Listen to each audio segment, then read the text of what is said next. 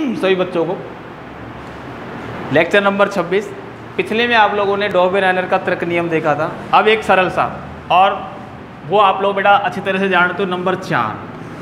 वैसे और भी हैं, मैं आपको और बताऊंगा बाद में, लेकिन आप सीधा एक सरल से नियम पे चल रहे हैं जो वर्गीकृत किया यहाँ है बेटा। न्यूलैंड का अष्टक नियम, न्यूलैंड का अष्टक नियम, ठीक है बेटा। यहाँ पर न्यूलैंड नामक वैज्ञानिक है जो इंग्लैंड का है। न्यूलैंड नामक वैज्ञानिक ने दिया था इसको अष्टक नियम। अष्टक का मतलब क्या होता है बेटा? 8, है ना। अब कहने का इस नियम के अनुसार क्या करना है, जब तत्वों को उनके बढ़ते हुए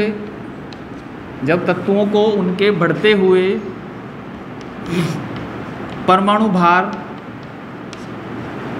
भार के क्रम में व्यवस्थित करते हैं तो प्रथम तत्व के गुणधर्म 8वें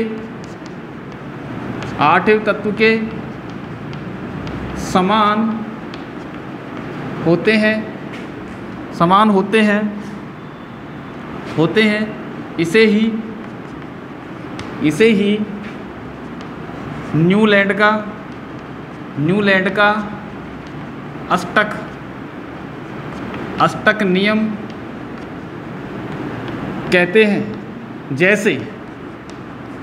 जैसे संगीत के 8 स्वर या 7 होते हैं, 7 स्वर, संगीत के 7 स्वर सा, रे, गा, मा, पा, धा, नी, है बेटा। ये है संगीत के 7 स्वर सा, रे, गा, मा, पा, धा, नी। तो 1 2 3 4 5 6 और 7। अब आठवां सा, रे, गा, मा, पा, धा, नी, सा। यहाँ नी के बाद क्या आता है फिर? सा का मतलब 8वां। तो पहला और 8वां, समझ भाई। जैसे संगीत के 7 स्वरों में पहला स्वर 8वें से, दूसरा स्वर 9वें से, मतलब हर 8 के बाद अपने गुणधर्मों में जब समानता प्रदर्शित करता है तो इसे ही बोलोगे न्यूलैंड का अष्टक नियम। क्या बोलोगे? तो मतलब जब तत्वों को उनके बढ़ते हुए परमाणु भार के क्रम में व्यवस्थित करते हैं तो प्रथम तत्व के गुणधर्म 8वें तत्व के गुणधर्मों के समान होते हैं। बेटा यहाँ लिखना है क्या? 8वें तत्व के गुणधर्मों के समान होते हैं, इसे ही न्यूलैंड का अष्टक नियम कहते हैं। समझ भाई? तो मैंने यहाँ थोड़ी सी ये लैंग्वेज देखना वापस। प्रथम तत्व के गुणधर्म 8वें तत्व के गुणधर्मों के समान होते हैं। 8वें तत्व के गुणधर्म और लिखना है यहाँ पे समान होते हैं, इसे ही न्यूलैंड का अष्टक नियम कहते हैं। जैसे संगीत के 7 स्वर सा, रे, गा, मा, पा, धा, नी, सा। अब तत्व की बात करो तो लिथियम के बाद बेरिलियम के बाद बोरॉन के बाद कार्बन, नाइट्रोजन, ऑक्सीजन, फ्लोरीन। ठीक है बेटा। यहाँ पर अक्रिय गैस का मतलब helium, neon, argon, krypton, xenon और रेडॉन की खोज नहीं हुई थी। तो यहाँ पर फ्लोरीन के बाद फिर आया बेटा सोडियम के बाद मैं थोड़ा सा इसको वापस लिख रहा हूँ। तो ये तो परिभाषा हो गई बेटा आपकी कंप्लीट, और परिभाषा के बाद मैं तत्वों को यहाँ जमाऊँगा थोड़ा सा 20 तत्व के आसपास। Lithium, beryllium, boron, carbon, nitrogen, oxygen, fluorine, sodium, magnesium, aluminium, silicon,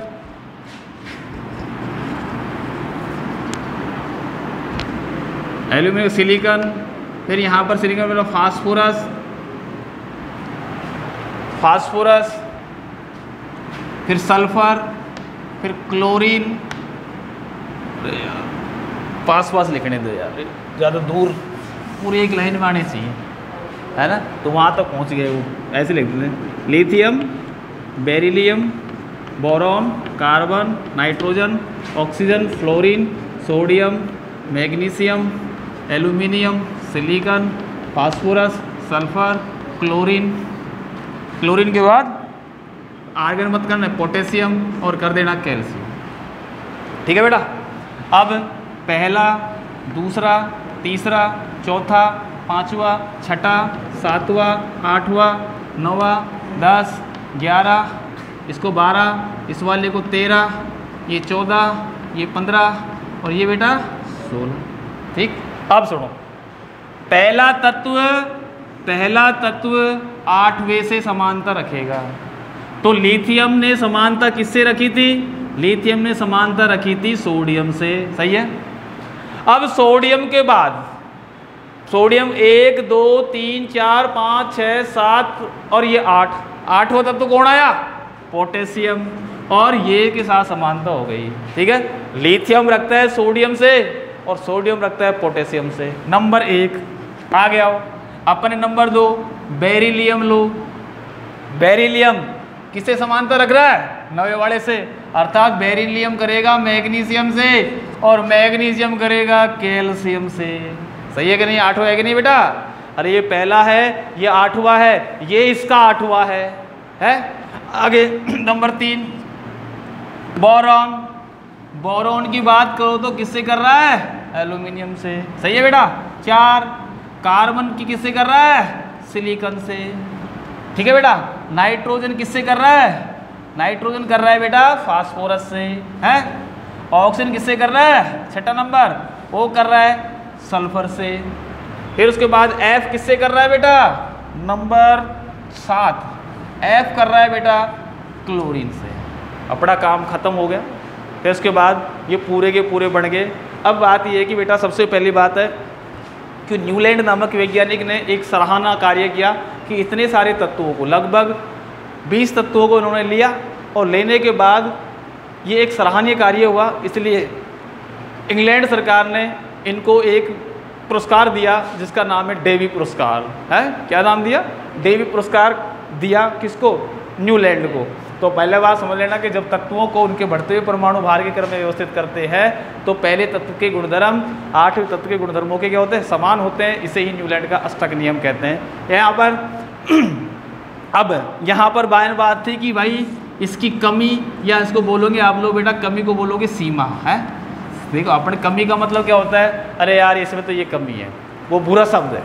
लेकिन इतना अच्छा तो काम ही किया है उसने, कुछ तो किया है, उसको कमी क्यों मानेंगे? सीमा मानेंगे। सीमा का मतलब यहाँ जब अक्रिय गैसों की खोज हुई बेटा, है ना, सीमा की बात है नंबर 1। जब अक्रिय गैसों की खोज हुई, गैसों की खोज हुई। इसमें अक्रिय गैस कौन सी? हीलियम है, नियोन है, आर्गन है, क्रिप्टॉन है, जीनान है, रेडान है। इनकी खोज हुई। खोज होने के बाद सुनो, अब यहाँ फ्लोरीन के बाद आ गया बेटा नियोन। है, लिथियम से पहले आ गया हीलियम। ठीक है। और यहाँ पर पोटेशियम और कैल्शियम, क्लोरीन के बीच में आ गया बेटा आर्गन। अब बात समझ में आ रही है तुम्हारी बेटा? देखो, पहला, दूसरा, तीसरा, चौथा, 5वां, 6ठा, 7वां, 8वां ये है और 9वां ये आ गया। अब जैसे ही खोज हुई अक्रिय गैसों की तो पहला तत्व 9वें तत्व से समानता रखने लग गया। तो भैया को नाम ही बिगड़ गए बेचारा को। भाई क्या बोला था इसने? अष्टक नियम बोला। अब यह 9 का हिसाब से बढ़ने लग गया तो मामला खत्म हो गया, अर्थात ये नियम भी खत्म। अर्थात अब जब अक्रिय गैसों की खोज हुई तो पहला तत्व 9वें तत्व में समानता रखने लग गया। तो इस प्रकार से हमारा न्यूलैंड बेचारा दम तोड़ देता है, कहानी खत्म न्यूलैंड की। तो ये है बेटा न्यूलैंड का अष्टक नियम। और यहाँ पर अब क्या होगा? पहला तत्व 9वें से समानता प्रदर्शित करने लग गया।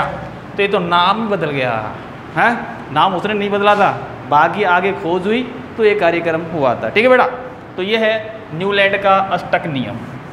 अक्रिय गैसों की जैसे खोज हुई तो क्या हुआ? फिर पहला तत्व 9वें तत्व से गुणधर्मों में समानता रखने लग गया। इसे ही बोलोगे न्यूलैंड का अष्टक नियम। ठीक है बेटा। नेक्स्ट अगला नियम अगला नियम है लोथर, लोथर मेयर, मेयर की आवर्त सारणी।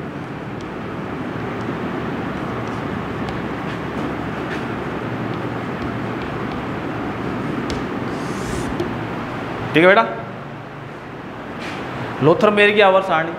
सबसे पहली बात, लोथर मेयर नामक वैज्ञानिक लिखोगे, यहाँ लिखोगे लोथर मेयर नामक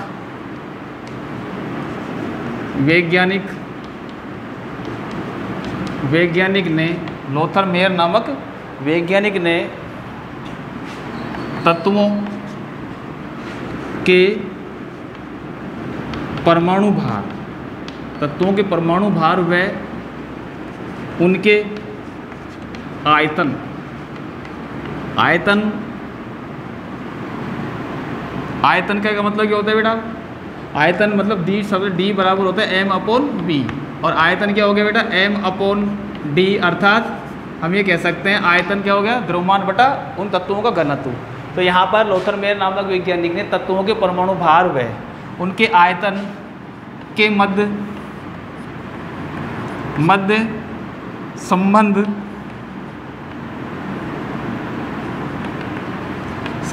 स्थापित किया, और एक ग्राफ खींचा। क्या बोला? ग्राफ खींचा बेटा, इसने एक ग्राफ बनाया, और ग्राफ बनाने पर एक निम्न निष्कर्ष निकाले।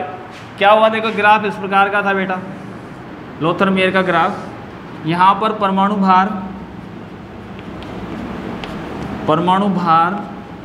भार किसमें? AMU है, और यहाँ पर तत्वों का आयतन के मध्य ग्राफ खींचा बेटा है। ग्राफ खींचने पर इनको इस प्रकार से ग्राफ प्राप्त हुआ।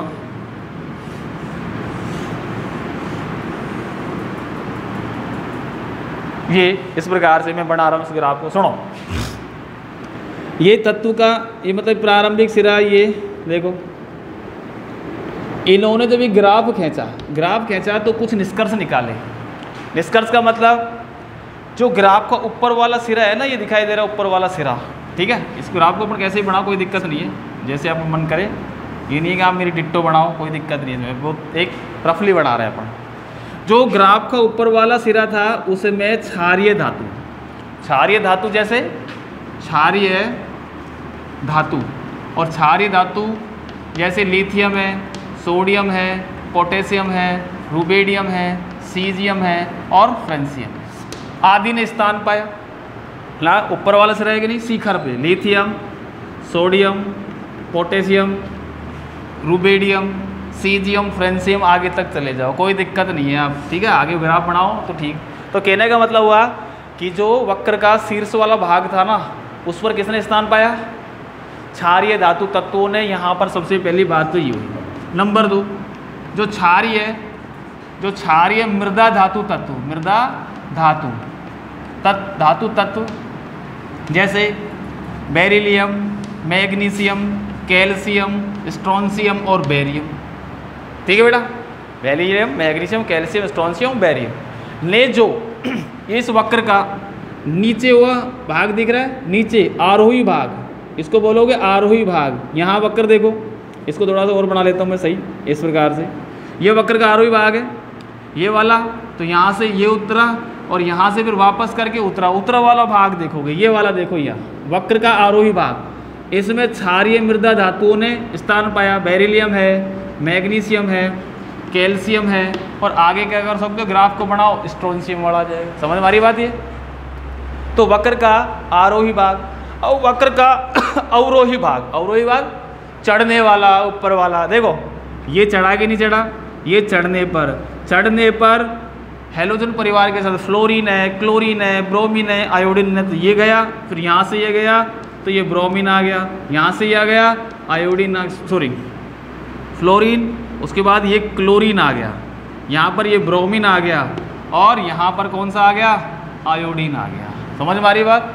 तो ये सबसे पहली बात मैं आप लोगों को, ये तो आपका नियम हो गया क्या, और इसमें जो बिंदु थे मुख्य जो मैंने आपको बताया, और भारी धातु तत्वों ने, जो भारी धातु है ना, उनने इस वक्र के नीचे जैसे निकिल है, कोबाल्ट है, Ni है, कोबाल्ट है, आयरन है, Fe है ना, आयरन है, या फिर जिंक है आदि, निकिल, कोबाल्ट, क्रोमियम, जिंक, फलाना ढिकाना जो भी, उन्होंने बिल्कुल नीचे स्थान पाया, बिल्कुल वक्र के नीचे की तरफ पड़े हुए हैं। तो सबसे पहले बिंदु क्या था भाई, वक्र का शीर्ष भाग में क्षारीय धातु lithium, sodium, potassium, rubidium, caesium, francium ने स्थान पाया, ये लिखोगा। नंबर 2, वक्र का अवरोही भाग में क्षारीय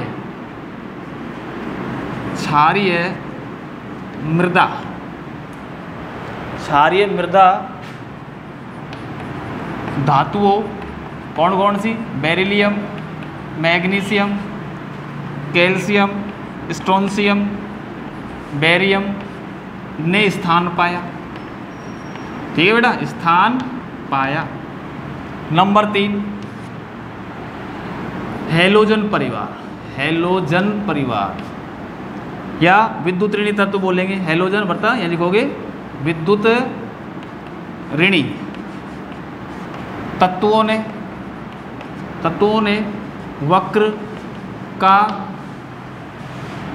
आरोही भाग, वक्र के आरोही